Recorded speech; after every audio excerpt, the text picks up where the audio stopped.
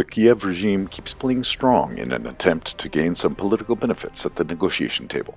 The meeting of the US and Ukrainian delegations in Jeddah is largely assessed as Kiev's last chance to convince Washington to resume military supplies. On March 11th, Ukraine launched the most massive attack on the Russian rear regions. Ukrainian forces have been preparing for it, accumulating drones and abstaining from massive strikes in recent weeks. In total, 337 Ukrainian UAVs were intercepted by the Russian air defense in 10 rear regions during the past night. 91 of them targeted the Moscow region. At least 2 civilians were killed and more than a dozen others were wounded in the capital.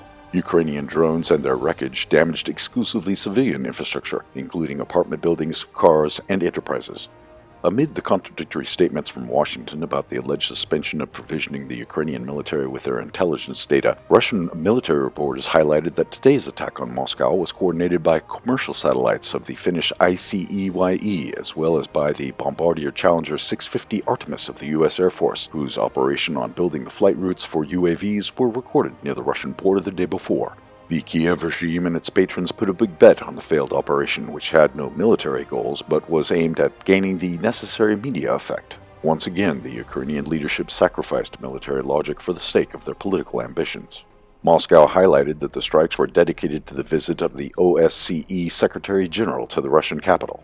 Another bloody military operation of the Ukrainian main intelligence directorate was reported in the Black Sea. On the night of March 8th, a group of Ukrainian special forces attempted an attack on a gas rig in the Black Sea to take victorious photos, but the Ukrainians were welcomed by the Russian military. Suffering losses, they retreated without photos at the facility.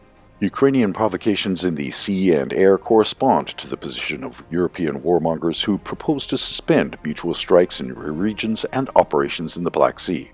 This is reportedly the proposal that Kiev brought to negotiations in Jeddah in an attempt to restore American support. The provocations were aimed to hide the horrific defeat of the Ukrainian military in Sudzha and illustrate its alleged ability to continue fighting.